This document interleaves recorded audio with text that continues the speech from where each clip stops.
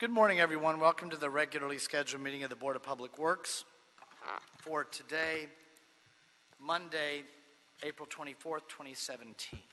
Commissioner Rivas, Repenning, James, Davis, and Jacinto are present. President James, we have a quorum. May we start with Bureau introductions, please, starting with Bureau of Street Lighting. Good morning. Assad Al-Najjar, Bureau of Street Lighting. Good morning. Craig Shaw, Bureau of Street Services. Good morning. Khalil Garrios, Bureau of Sanitation. Good morning. Jose Fuentes, Bureau of Engineering. Good morning. Frank Rinaldo with the Bureau of Contract Administration. Good morning. Ted Jordan, Public Works General Counsel. Fernando Campos, Executive Officer. President James, we received a speaker card under General Public Comment. We have no commentary under the Neighborhood Council comment section. We also received comment cards on item number 2 and number 4. Also, for the record, there was 2 emails that were received for comment and will be distributed to all commissioners on item number 2. Thank you, Mr. Campos. Is there a second to my motion that we approve the meeting minutes from the meeting of Wednesday, April 5th, 2017? By Commissioner Repenning. Any objection? Without objection, we will do that. We'll close the Neighborhood Council category of commentary. Dr. Williams, in general public comment. We have your general public comment card, sir. Go ahead.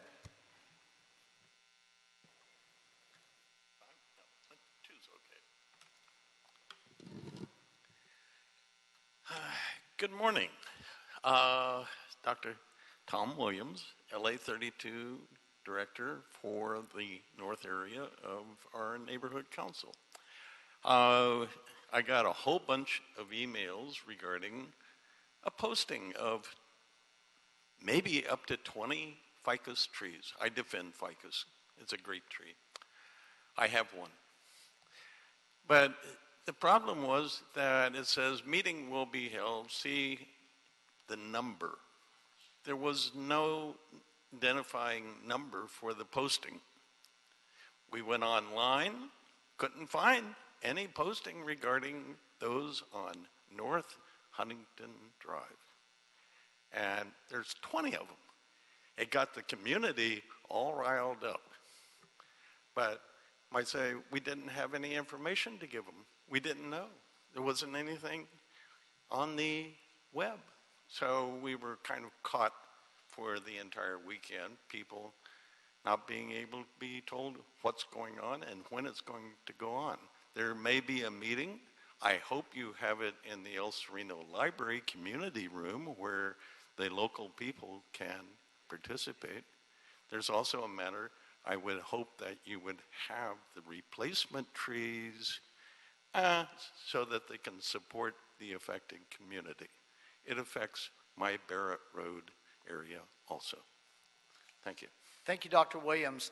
Just by way of notation, we've got 2 representatives from the Bureau of Street Services today making notes on that. So we'll get that information to you. If those need to be reposted, gentlemen, we'll have those trees reposted with the proper information and restart the time clock on them so that the community has proper notice. Thank you, Dr. Williams.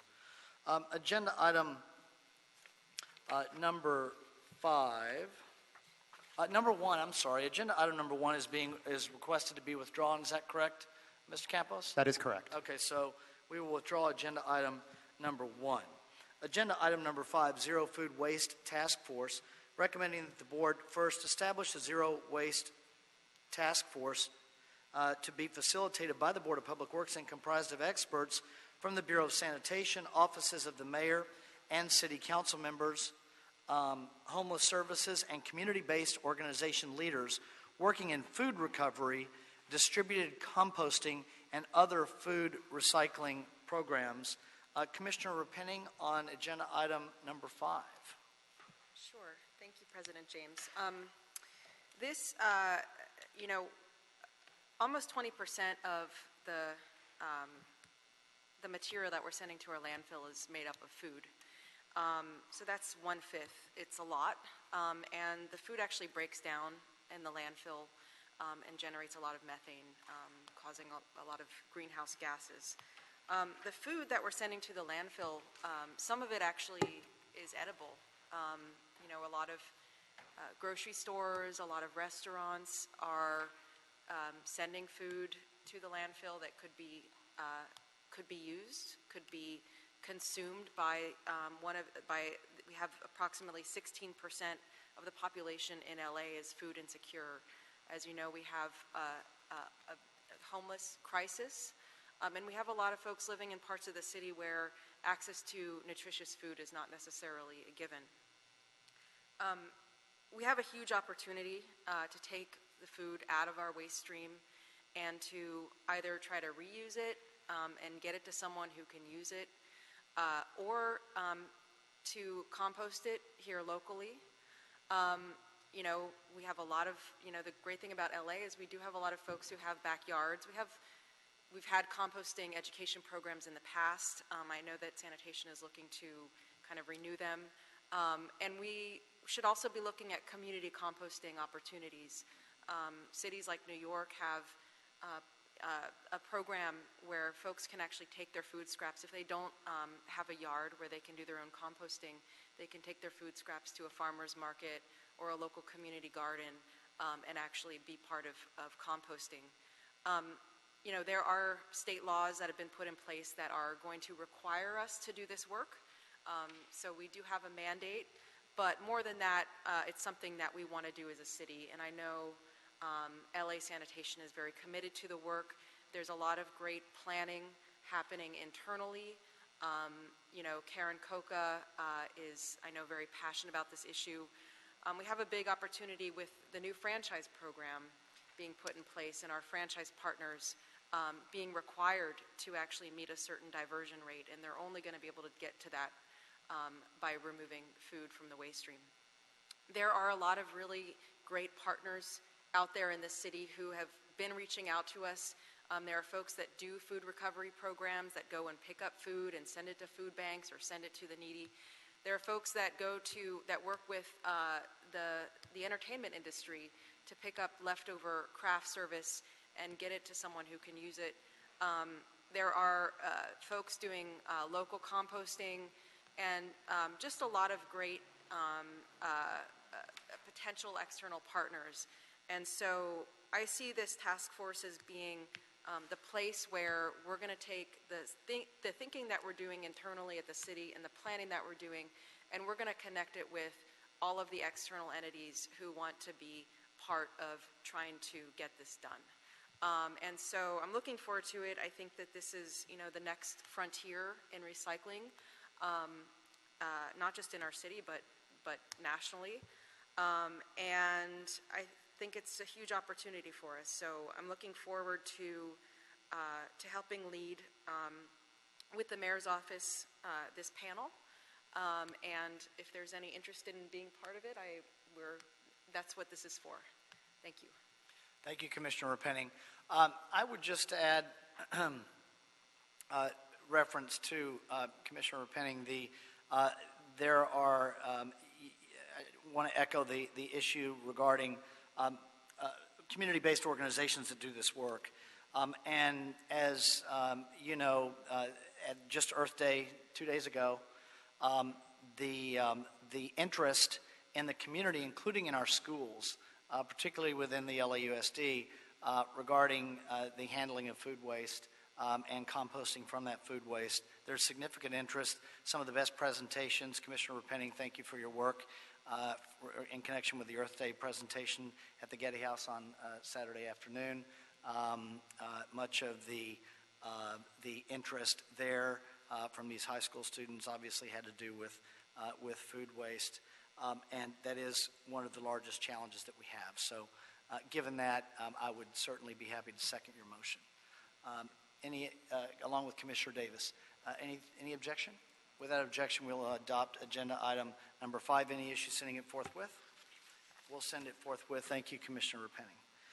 Agenda item number 6, Bureau of Contract Administration, Bureau of Engineering, and Council District 14, contract acceptance, Olympic Boulevard building demolition and grading. Recommending that the board accept the contract. We have 6, 7, 8, and 9. Let's go ahead and take number 6, Mr. Smith. Good morning, Chris Smith, Bureau of Contract Administration. This contract was awarded by the board on February 19, 2016 and completed on September 27, 2016. The project consisted of demolishing 2 structures. There were no specific outreach requirements due to the emergency nature of the contract. There are no outstanding financial or property issues with this contract, and the Bureau recommends acceptance. Any questions on agenda item number 6? I'll make a motion that we adopt agenda item number 6. Any issues? Seconded by Commissioner Davis. Any objection? Without objection, we'll adopt agenda item number 6. Any issue sending it forthwith? We'll send number 6 forthwith. Mr. Smith, on number 7, Council District 9, contract acceptance, secondary sewer renewal program, Hoover Street and Vernon Avenue, recommending that the board accept the contract on number 7. This contract was awarded on March 27, 2015, and completed on January 14, 2016 by Ramona, Inc. The contract rehabilitated 3.5 miles of 8, 10, and 12-inch sewers through point repairs and lining. The contractor satisfied all the outreach requirements. There was no PLA on this project, and there are no unresolved property or financial issues. The Bureau recommends acceptance. Any questions on agenda item number 7? Commissioner Jacinto. Thank you, President James. Just Chris, thank you. Just want to note that the project was completed at 7.5% below the contract, so it's excellent work.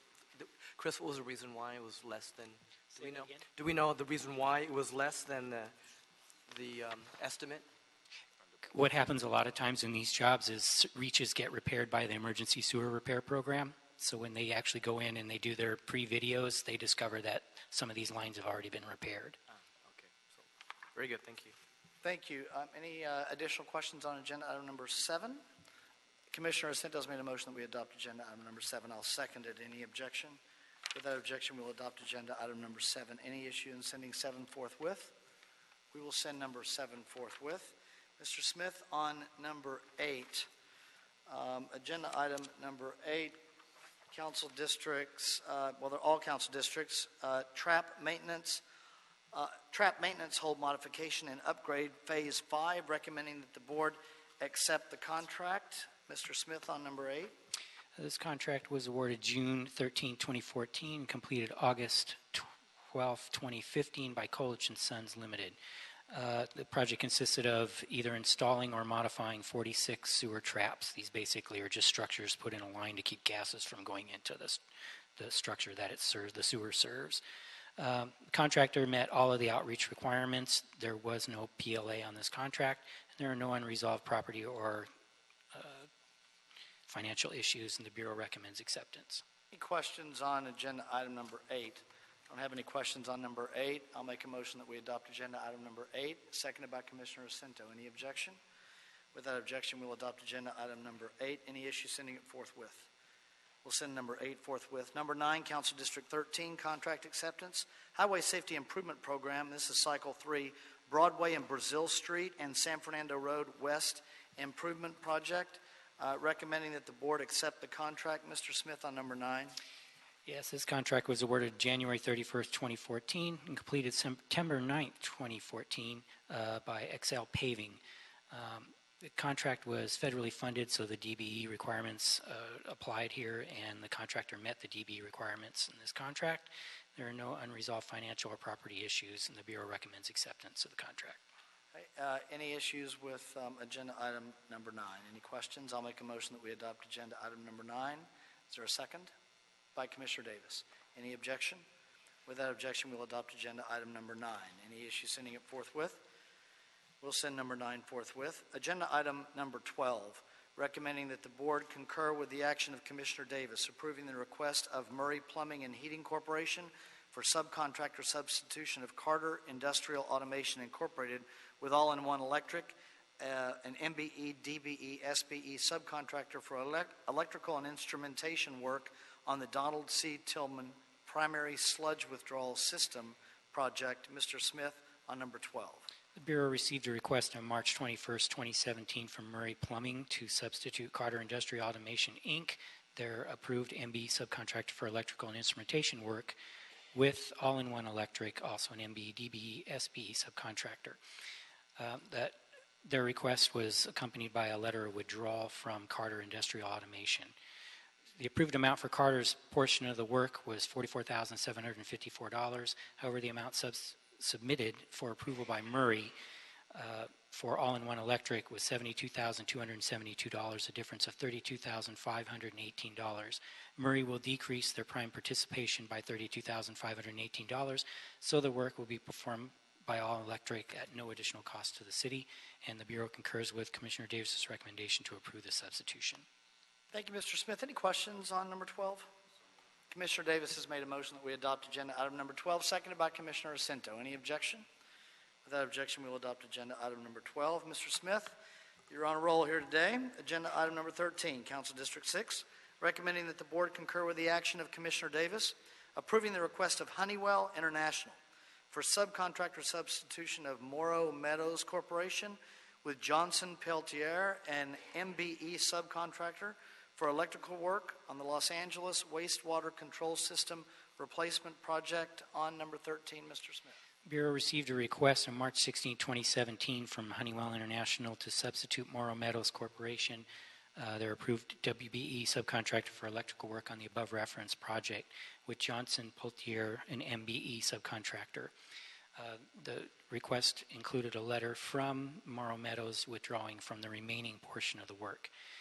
The approved amount for Morrow Meadows portion of the electrical work was $15,928,825.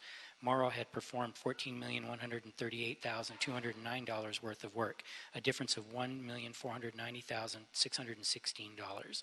Johnson Peltier will now perform an additional $2,599,000 of electrical work, a difference of $1,108,384. Honeywell International will decrease its prime participation by $1,108,384 so that the work will be performed by Johnson Peltier, will be at no additional cost to the city, and the Bureau concurs with Commissioner Davis's recommendation to approve this substitution. Okay, so Mr. Smith, just confirming that you are, with the movement of the contractors and the subcontractors and the balances here, the Bureau of Contract Administration satisfied? Yes. Okay. Any other questions? Commissioner Davis has made a motion that we adopt number 13, seconded by Commissioner Jacinto. Any objection? Without objection, we will adopt agenda item number 13. Any issue sending 13 forthwith? We'll send 13 forthwith. Thank you, sir. Thank you. Agenda item number 4, the Baldwin representative to the designation of representative to the Baldwin Hills Community Standards District, recommending that the board adopt the proposed resolution to designate the city's petroleum administrator or his designee as the city's representative on the Baldwin Hills Community Standards District Community Advisory Board. Secondly, authorize the Board of Public Works President, myself, to execute the proposed resolution and the Board Secretariat to attest. And third, instruct the Executive Officer to notify the Baldwin Hills Community Standards District Community Advisory Board of such designation, including forwarding the final executed resolution. Dr. Williams, you put in a card on number 4.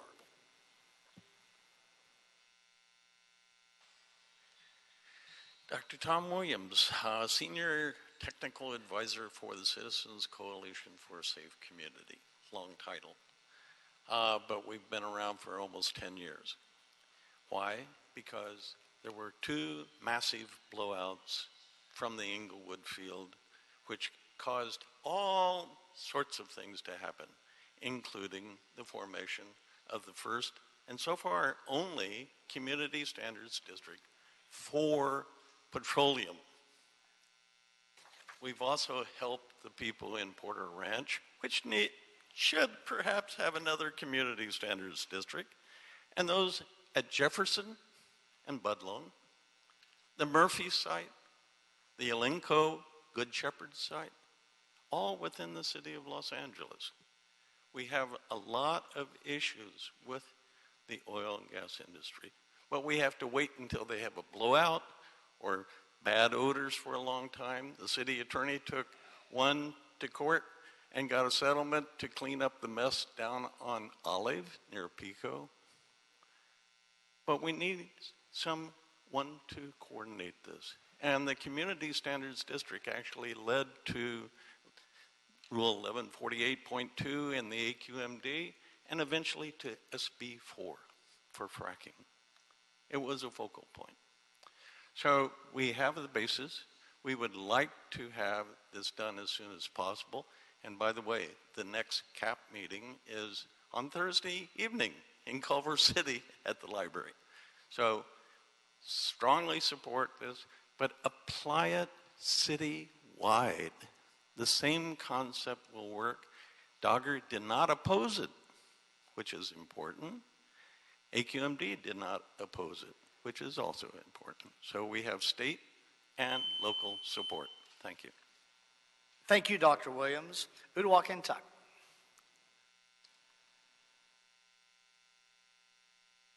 Mr. Intuck, I believe this is your first public appearance before our board? Correct? I believe that's correct. Yes, so we work with you every day, but so the record reflects, we are thrilled that you are here. I don't just mean here today, I mean here as the city's petroleum administrator. We, of course, were involved in the recruitment and application process and have been very pleased that you've been here since October. I know that we've talked about the first kind of briefing of the board on the Office of Petroleum Administration. You are a one-person shop right now, although the proposed budget will change that, which is very important. So I think the creation and the building of the office, or rebuilding of the office, as it were, is going to be ripe for our first kind of official presentation. But this morning you're here on this item, which we're happy to hear about. So go ahead, sir, and welcome. Yes, thank you. The LA Basin has over 68 oil fields throughout LA and Orange County. And within the city of Los Angeles, we have 23 oil fields that intersect the city boundaries. This field, the Inglewood oil field, is an unincorporated LA County off of La Cienega between the 405 and the 10 freeway in general location. But there are portions of the Inglewood oil field that goes under the city of Los Angeles. So it extends into CD5, CD8, and CD10. And the Community Standards District was created 9 years ago through county code change and litigation settlement. And in the origination, it had a place for the adjacent cities to participate. But the city of LA has not participated in the Community Standards District since its inception.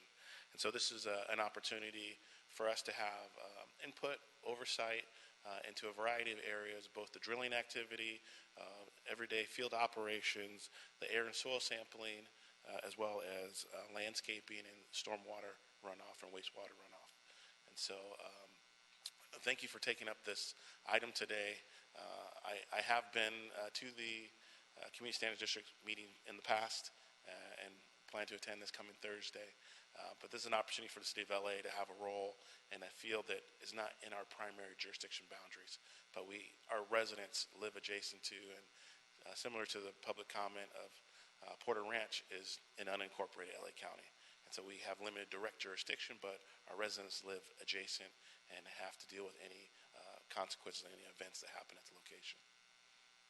Thank you, sir. And as you could tell from, you referenced the public comment, there is support in the community for this. Any questions for Mr. Intuck? Commissioner Jacinto. Thank you. Uduak, formally welcome to the podium. And I know you've been here for a few months, but your appointment and the scope of work that you're undertaking for the city is so important. So thank you for your presence, your leadership, your work, and for leading the team in the future. There was a comment under public comment by Dr. Williams that said that this should be done for other areas of Los Angeles City. Can you give a preview of what are the implications? Would we be able to do that? Or what is maybe the strategic plan in being able to have community, community standards districts in different parts of LA City that have an oil field or an active or issues? Yeah, it's something we certainly can explore. There is oil and gas operations happening in downtown LA, South LA, West LA, in the Wilmington, San Pedro area. There also is a number of abandoned fields across the city, like in Venice or in Pacoima. So we could look at regional districts. We could look at an overall community district. I think one big advantage it gives is increased transparency, that people know what's happening. one of the nice things about the Community Standards District, it's connected with AQMD and Dogger, so they review and talk about those rules and regulations that are externally enforced outside of just the city or the county's district. But the proposal has not been presented to the patrol administrator yet, and I think it's something that's potentially can be done in the future, and it's we would have to make a budget allocation to support such efforts. Very good. Thank you, sir. Thank you, Commissioner Cinto, Mr. Ntuk. Commissioner Davis? Yeah, Mr. President and board members, I think that this resolution obviously gives us the authority to strengthen our role in both the Board of Public Works in terms of our role with regard to petroleum, but also within the community. And I think it's good government, and I certainly would move that we support this resolution.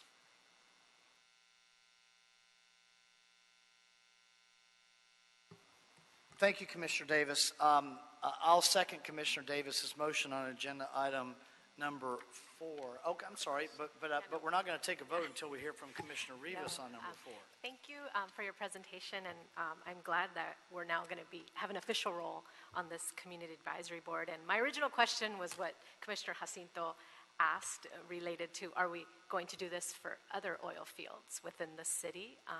And I hope that we do get to a point soon, especially for the abandoned oil fields. And like you said, increasing transparency, because I think some communities know that they're living,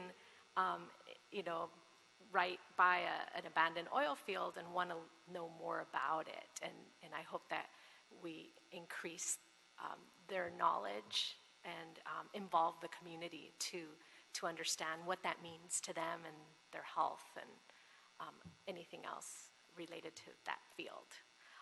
So, thank you. Thank you. I agree. Part of the Community Standards District does have emergency planning incorporated into it, which would be a good segue with our neighborhood councils to talk about what type of oil and gas infrastructure is near each neighborhood council, and then what type of emergency planning preparation, whether preparation you would have to take, whether it's shelter in place, or if there was a fire, or if you saw an oil spill, what should you do, or what phone number should you call? I think that's very helpful to empowering our residents to be, almost first responders, and make sure the right first responders come out in different situations. Thank you. Great. Thank you, Commissioner Rivas. So with Commissioner Davis's motion, seconded by myself, is there any objection? Without objection, we will adopt agenda item number 4. Any issue sending number 4 forthwith? We'll send number 4 forthwith. And Udawa, congratulations on your mention by Mayor Garcetti in the State of the City speech. Very exciting as we proceed forward. Agenda item number 10, Council District 4, change order number 8, Bureaus of Engineering and Bureau of Street Services, erosion control for the Hillside Damage Project, recommending that the board first authorize the city engineer to issue change order number 8 to Clark Contracting Corporation for a not to exceed amount of $150,000 for the erosion control for Hillside Damage Project fiscal year current 2016-17 to remove landslide debris and install 100 linear feet of K-rail in order to reopen Laurel View Drive. Mr. Kunish, it's good to see you again. Last time I see you, I think we were standing in a half an inch of mud or so, but here we are today. One of those times. It's been more than Welcome. once. My name is Craig Kunish. I'm an engineering geologist with the Bureau of Engineering, and I'm also the project manager for the erosion control for Hillside Damage Project.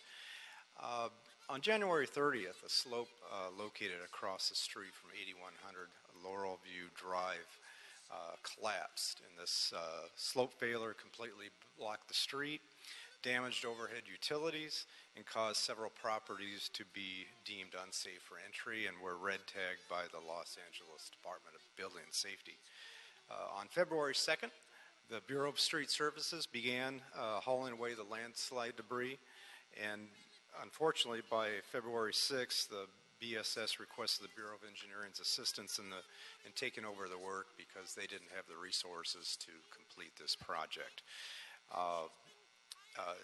Due to that, the city contract We had a emergency on-call contractor, Clark Contracting Corporation, already on board, and on February 7th, they began the work and removed approximately 1,000 cubic yards of debris.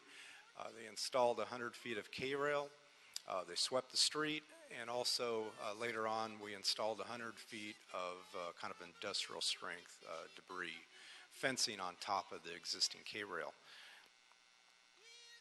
And the work, the initial work was completed on February 11th, and then the debris fencing was installed approximately a month and a half later because of time delays associated with fabricating the fencing. Do you have any questions? Commissioner Davis. Yeah, I wanted to know, what did you assess the origination of the problem to be in that particular site?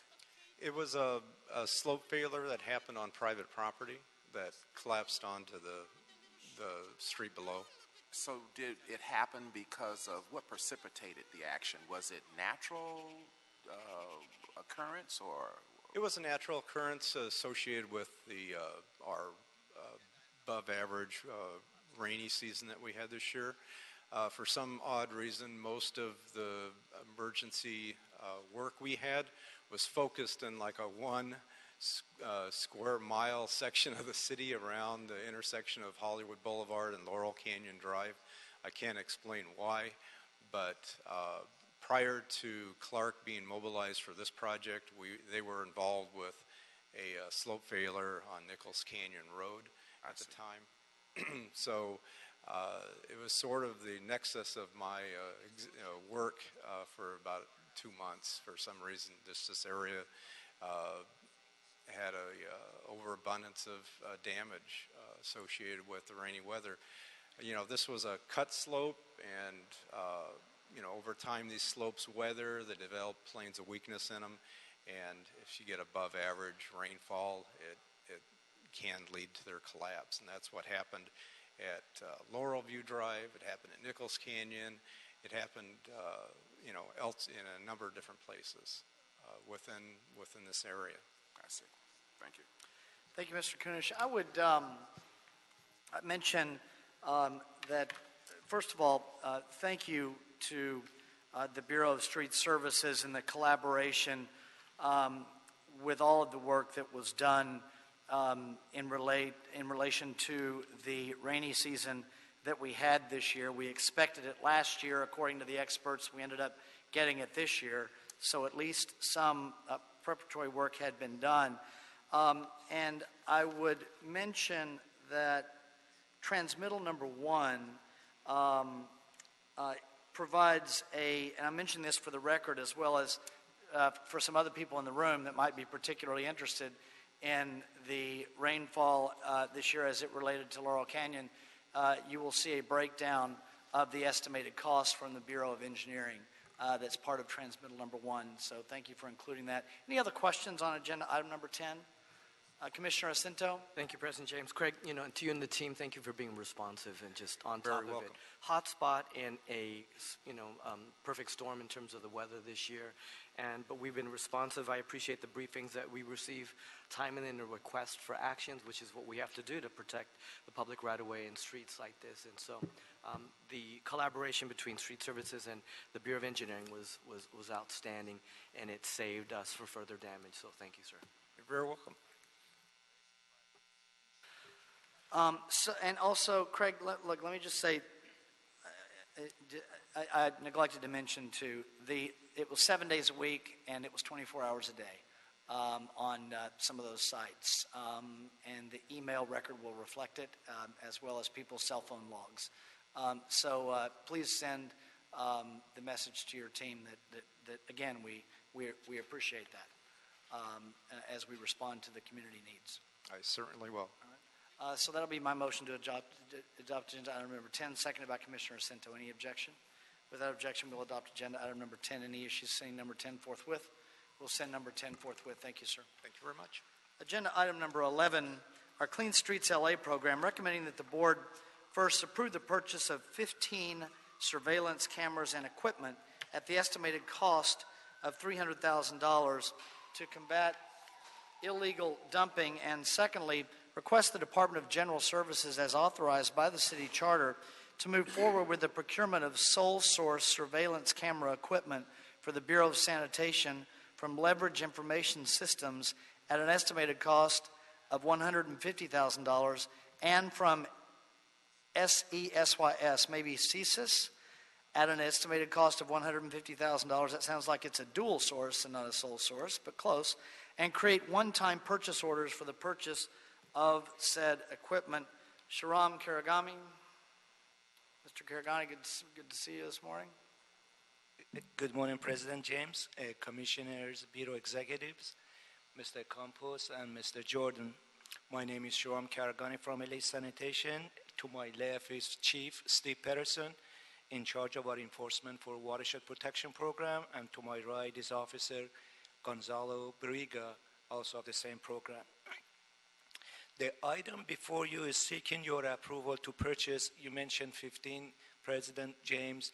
Actually, we have been able to negotiate for the same price, 18 of them. So if we could have a friendly amendment to the motion for purchase of 18 for the yes, same so price. we'll amend it, okay. For the 18 cameras to mitigate... Is the price the same, though? The price is the same, okay. Yes. Cameras to mitigate and minimize illegal dumping on the public right-of-way of trash and hazardous material that could adversely impact water quality standards and objectives that are dictated by Clean Water Act. Each year we spend millions of dollars of taxpayer money to do clean up the abandoned waste. So the purchase of these cameras would help us, to minimize that. And this purchase is also consistent with the executive directive from Mayor Garcetti, executive number 8, in which it asks us, sanitation, to maximize the enforcement of the laws regarding illegal dumping of the waste, among other things. Based upon established criteria that include but not limited to proven technology of software and hardware, ease of implementation, familiarity with the use, flexibility of mobile and stationary uses of camera, customer service, cost, and other things, we have identified 2 vendors that satisfy our criteria. And we intend to purchase 9 cameras from each once your board provides us the approval. CSIS Incorporated is the first vendor, is identified as vendor number 1. They do have proprietary both software and hardware. Their platform is Wi-Fi enabled, and they use cloud in order to communicate with their databases. The second vendor is Leverage. By the way, as far as the CSIS is concerned, we have installed already a number of CSIS within sanitation, and so we have familiarity and we have been trained on those. The second vendor is Leverage. Leverage is also provides proprietary equipment, both software and hardware. And this is the camera that the police department has deployed for some of their cases. And we have been in coordination and contact with them as far as being trained on some of the cameras that Leverage provides. And Leverage is the only company that produces the camera, so there's no third-party distributor. So they produce and sell the camera themselves. In summary, these vendors have been selected based on a proven technology, capabilities, consistency with our existing technology and existing staff expertise and software. Thus, we seek your approval on this item, and we will be happy to address any concern or questions that you may have. Thank you, Mr. Karagani. Mr. Jordan, I think it's pretty safe to assume that the city attorney's office, because I've been involved in some meetings regarding enforcement around illegal dumping, of course, and one of the biggest challenges in being able to enforce our ordinances against illegal dumping is compiling evidence that is sufficient for the city attorney to use to actually prosecute someone. It's tough to catch someone in the act, obviously. So I'm assuming that the city, I'll get to the sole source issue in a minute, but regarding the substance of the request from the Bureau of Sanitation, I'm assuming that the city attorney's office would be supportive of what they're proposing here to enhance your ability to prosecute cases in that this will improve your evidence gathering process? Yes, there's no concerns that I'm aware of in that regard.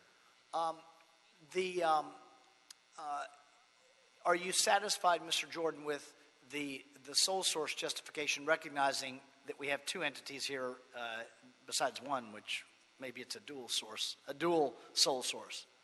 Yes. Okay.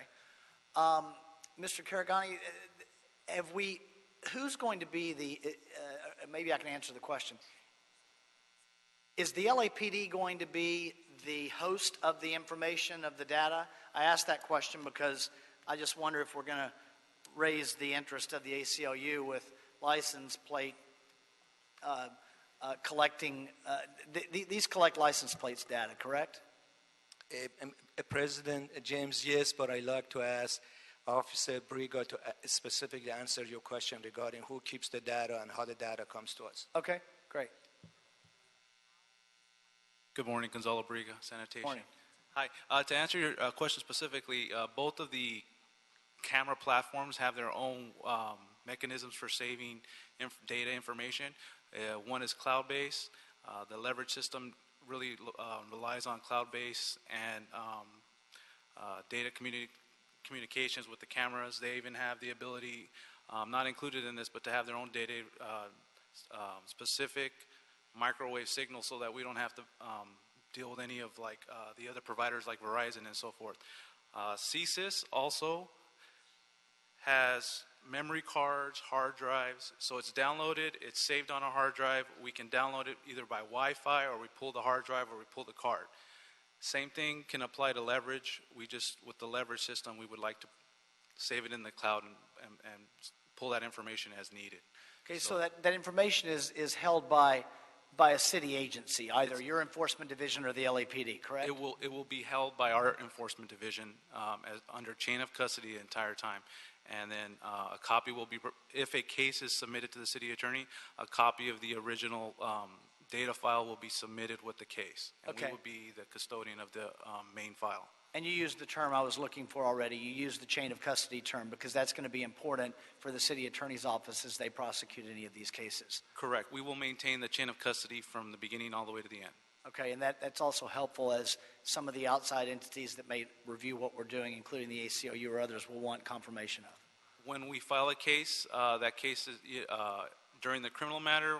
You'd have to go to the prosecuting attorney to see if any of that information is available to you. But if we don't have a case and then we get a normal CPRA, it's in our data. We would provide it as long as we had it stored. Thank you, Commissioner Repenning. Sure. I just wanted to voice my support for this. It's part of the Clean Streets program. Enforcement of illegal dumping has always been meant to be part of the program, and it wasn't really funded early on. We were able to get one pilot camera project in CD15, but this was funding provided for in this year's budget. To me, we spend so much money cleaning up illegal dumping that it makes all the sense in the world to spend money to actually try to prevent illegal dumping. And one way to prevent that is to let people know that illegal dumping won't be tolerated in our city. The only way to let people know that is to actually catch some people and to prosecute them, so that folks who are picking up construction and demolition debris, getting paid for it, they don't want to pay the tipping fee, they're putting it in someone's alley.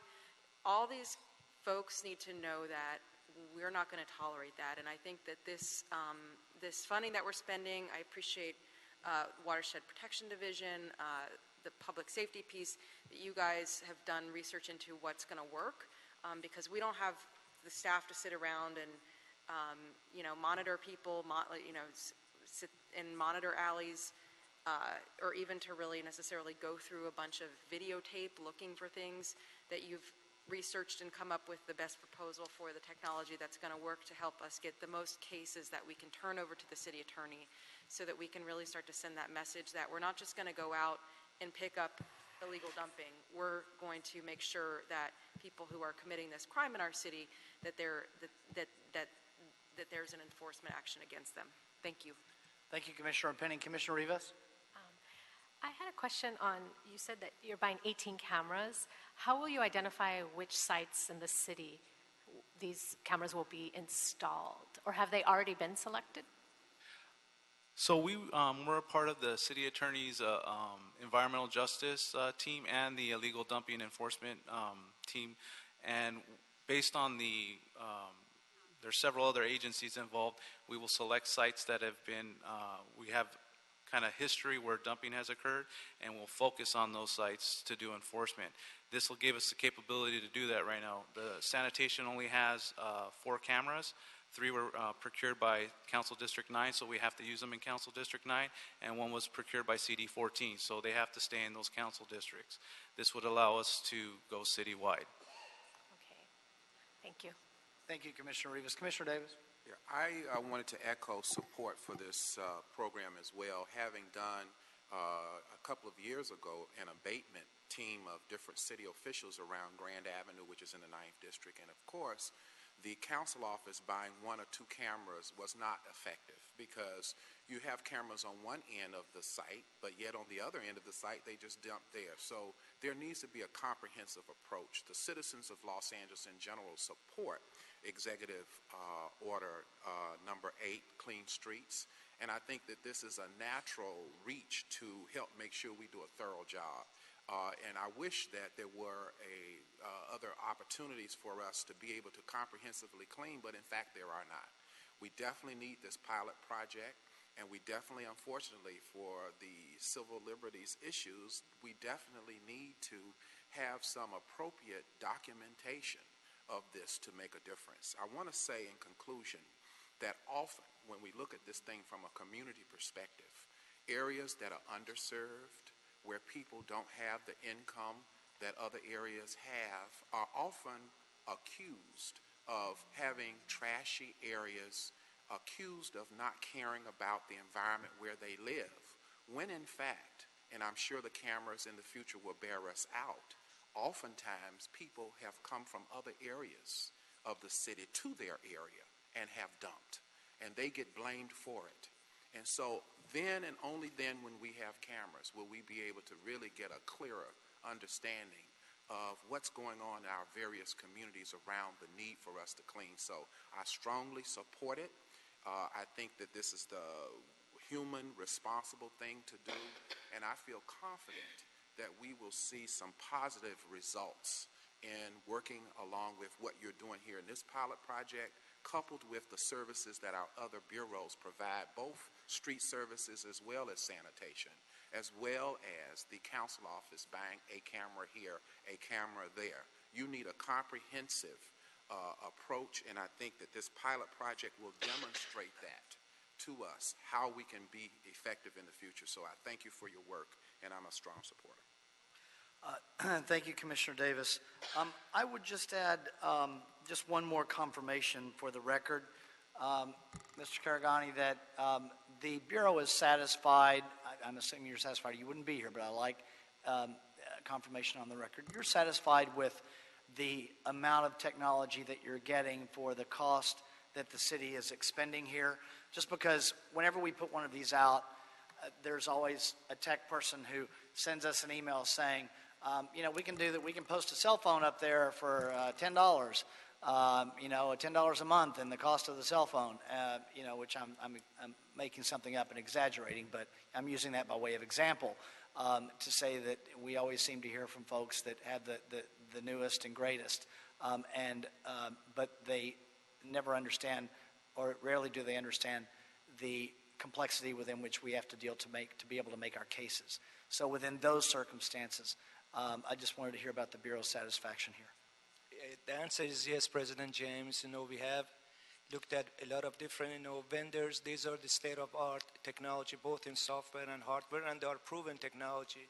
As I mentioned, one is used by police department and one used by ourselves. So the answer is yes, and we would make sure that as we go through purchasing, that we get the best of the best available at a time.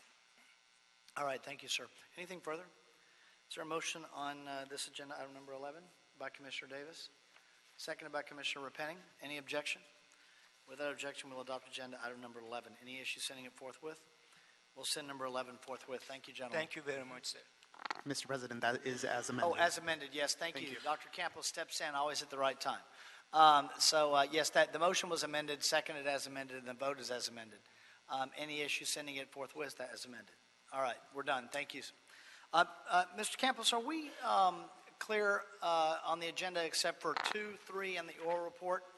That is correct. Okay, so what I'd like to do on agenda items 2 and 3, we have closed session on number 3 that I think we need to conduct. But before we do so, Mr. Resnick and Mr. Hall, am I understanding, do the parties, is it the parties' mind that you all have a deal?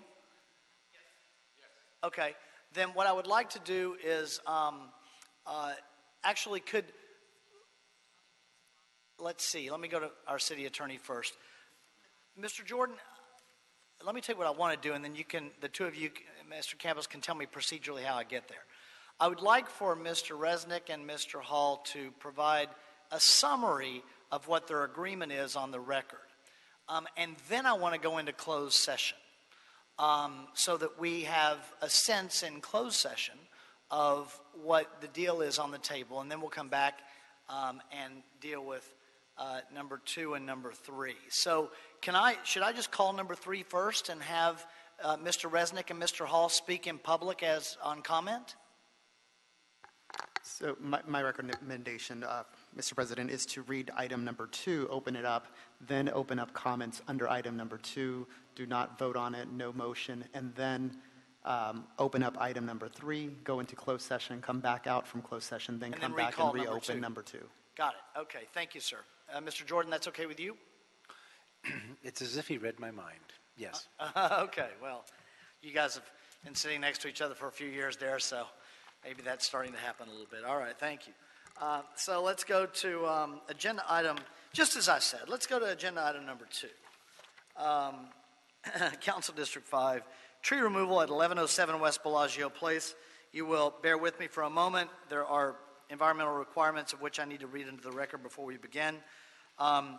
Recommending that the board certify the board has reviewed and considered the information in the mitigated negative declaration for the project at 1107 West Bellagio Place and find the information contained therein appropriately addresses the requested tree removals. Secondly, find that this project will not have a significant environmental effect under the above described MND as the imposition of the mitigation measures described in the MND and incorporated herein as project conditions. There is no substantial evidence on the proposed project that will have a significant effect on the environment pursuant to the city's environmental guidelines and is in compliance with the California Environmental Quality Act. Third, find the project's conflict with any local policies or ordinances protecting biological resources such as tree preservation policies or ordinances is less than significant with the incorporation of mitigation measures 410, 460, and 480 as contained in the MND. Number 4, adopt the MND. Number 5, specify that the Bureau of Street Services Urban Forestry Division located at 1149 South Broadway is custodian of the documents of other material that constitute the record of proceedings upon which the board's decision is based. And number 6, approve the request for a fee tree removal permit for 7 Southern California black walnut trees, 24 coast live oak trees, and 3 dead Southern California walnut trees due to planned grading, installation of retaining walls, and construction of architectural modifications to the existing single-family residence. And just to put on the record the extent to which the entities and through the board's cooperation have worked on this, I will go through and read the dates from which this has been continued. Original board date, January 27, 2017, then February 8, 2017, then March 10, 2017, then March 24, 2017, then April 17, 2017 to today. Dr. Williams, have you previously spoken on this item, on the Bellagio trees? I think so. Yeah, I thought so too. And the reason is we had all the comment in the last meeting plus prior meetings, and so if you feel strongly about it, well, why don't you take a minute, because I've told everybody else that we're not having that we're not having commentary other than the real parties and interests. So go ahead, sir. Dr. Williams on 1 minute. Dr. Tom Williams, LA 32 Neighborhood Council, also Citizens Coalition for a Safe Community. Basics. What you decide here will have larger implications because the MND is the city planning department's way of getting out of public participation. We have the same problem in Mount Washington Glazell Park with the Walnut Canyon Abode Project. We have the same problem in Eagle Rock, where we will eventually come to some sort of settlement. So it's very important. This is a single house, but its effect is so great. So we're concerned about it as to where you're going to put all of these replacement trees. And I might say, what are you establishing for the rest of this year and for the next 5 years to go? Thank you. Thank you, Dr. Williams. Mr. Resnick, Mr. Hall, however you all would like to proceed. And we don't need all the details, just some of the, you were here last time, so just some of the summary key points that we'd like on the record. Go ahead, sir. Sure. Ben Resnick with Jeffrey Mangold, Butler and Mitchell. I'll give Mr. Hall the honors of explaining what the deal is. I just want to say what we're asking you to do today is adopt the MND as published and issue the tree removal permit as will be amended for the reduction of trees. So I'm going to let Jamie explain the deal. Okay, thank you, Mr. Resnick. Mr. Hall, good morning, sir. Good morning. I'm here representing Save Bel Air Trees. I just want to announce that we were able to reach a resolution of this issue and give you some of the key terms. Number one, and most important, the project has been modified. An alternative slope remediation measure has been found, which will remove the total number of trees by, we're saving 14 protected trees, including 3 of the largest oaks on site. So that's a great victory. A couple of other things, they had a great tree report. There were lots of recommendations and suggestions by their arborist, and they've agreed to follow all of those recommendations and suggestions. They've also allowed Dr. Whitford and also an arborist and up to 2 individuals to do inspections periodically during the construction process to ensure that the recommendations and suggestions of the arborist are being followed. Another thing is that they've agreed not to remove the replacement trees, which is obviously not something that anyone wants to happen. And then finally, there was a provision for recovery of the attorney's fees and consultant fees that were incurred.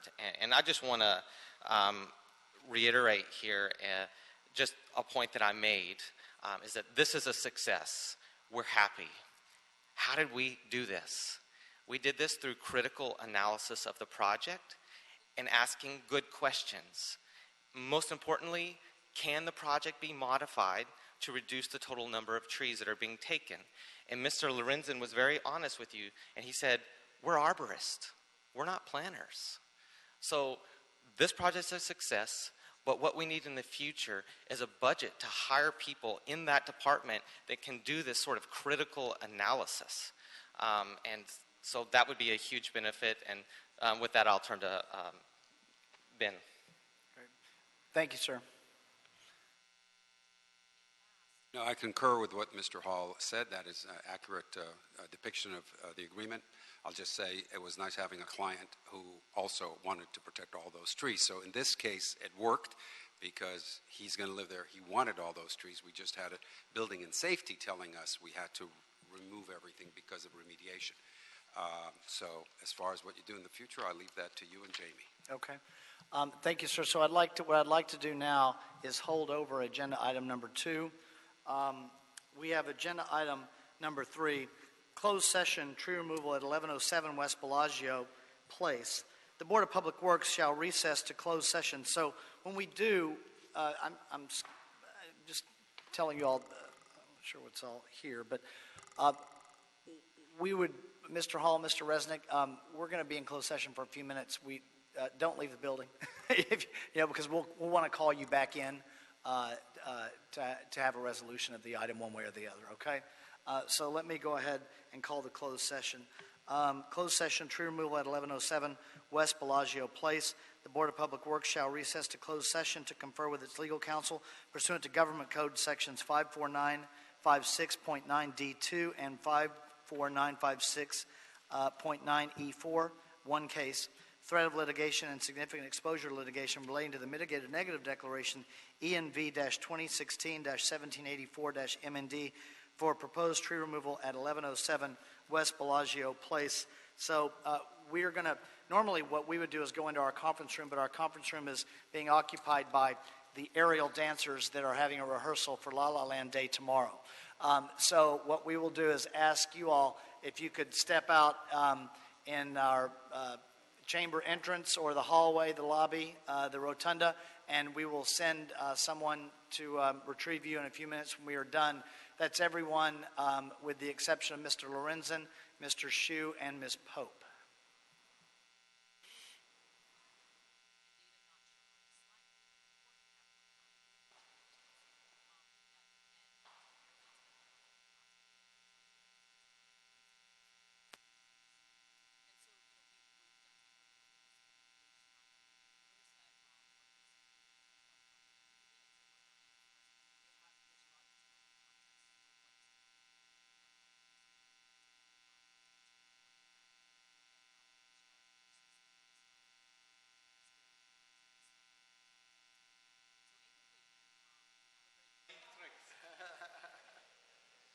Trick or treat, right? April Fools? Why not? We're still in April. Yes, we are.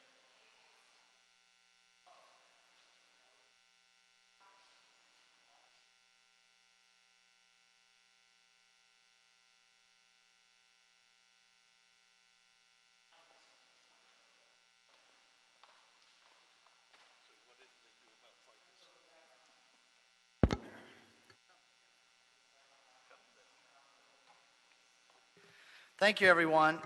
We are back. We've completed agenda item number 3. Let me call agenda item number 2.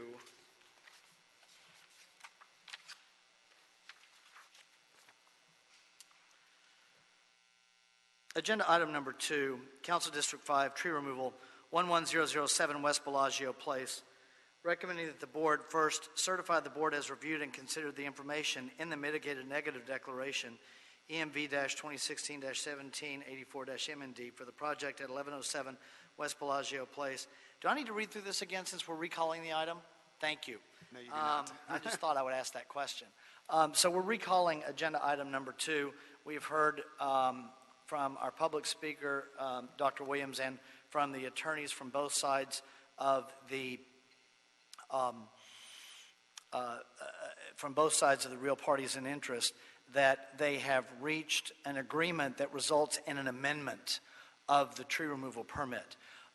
So what I will do, colleagues, I'm going to go ahead and make a motion, and then I will ask for a second, and then a vote we will take by show of hands on this item. So my motion will be that we adopt agenda item number 2 as amended, as recommended by the Bureau of Street Services, as amended pursuant to the agreement that was placed on the record by Mr. Hall and Mr. Resnick. That's my motion.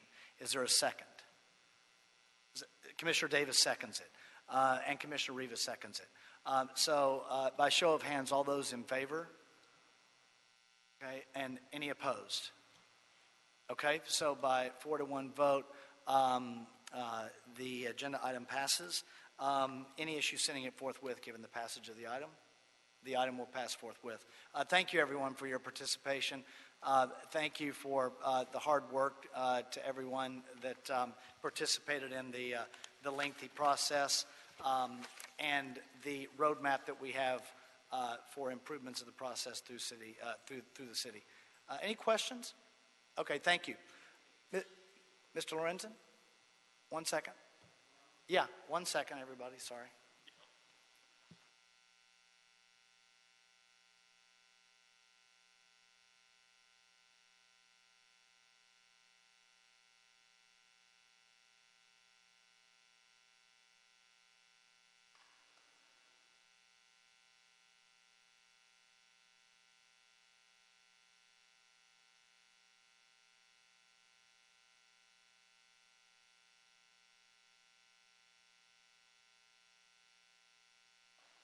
just so everybody's clear, we have the amendment includes a reduction, Mr. Lorenzen, the amendment includes a reduction in the number of trees to be removed. Correct. Okay. And so the Bureau of Street Services is going to work with the real parties in interest in making that revision on the permit. Correct. Okay. Just want to make We're clear. state that on the record. Okay, thank you. So the vote's taken. It's moved forthwith. All we have left is agenda item number 14, our Sewers 5 quarterly update from the Bureau of Engineering. Dr. Williams, you have a card in on agenda item number 14.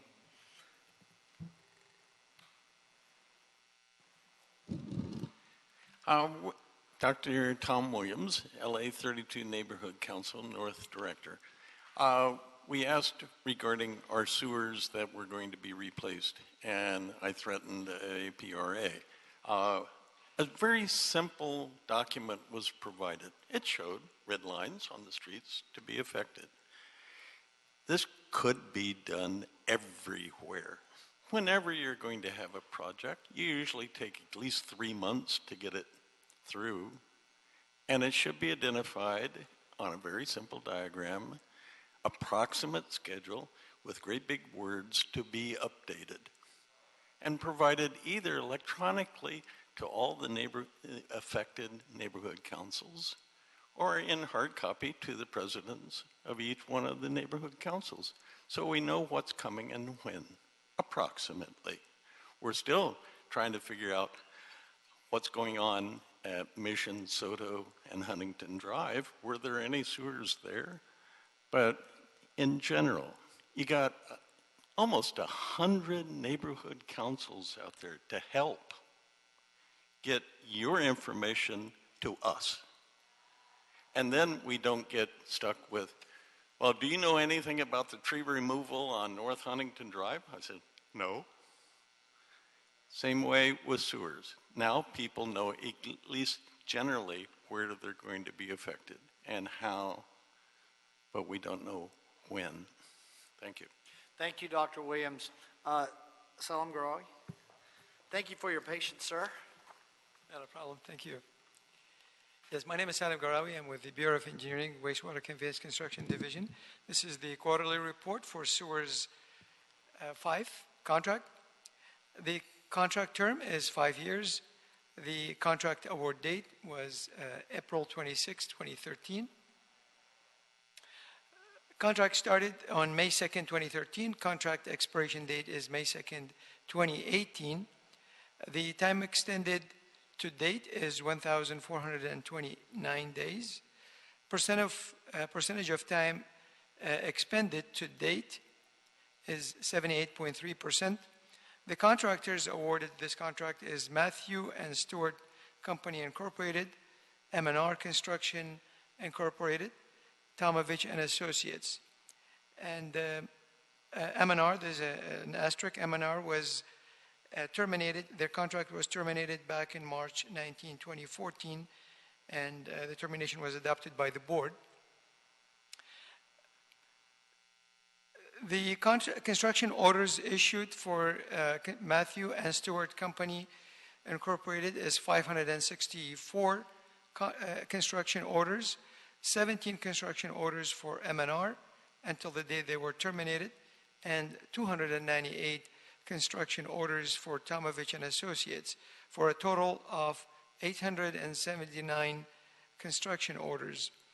The construction orders completed for Matthew and Stewart Company, 508, for M&R Construction, 17, for Tomovich and Associate, 284, for a total of 809 construction orders completed.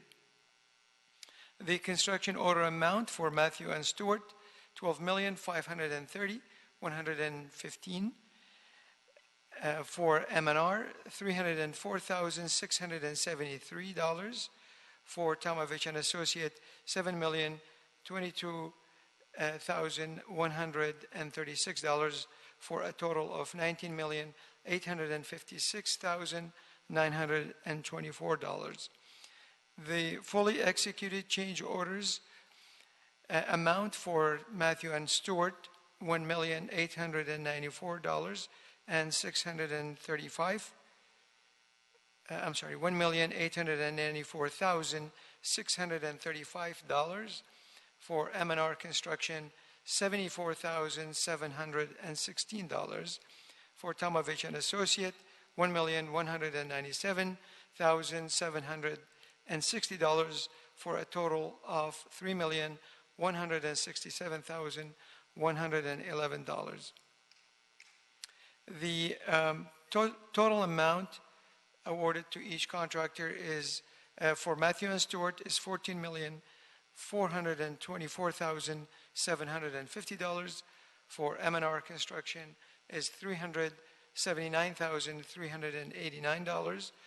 For Tomovich and Associate, $8,219,896, for a total of $23,024,035. The contract cost ceiling is $25 million. The Board of Public Works approved projects for over $100,000. Amount is $1,194,381. The city engineer approved construction for under $100,000 is $18,662,543.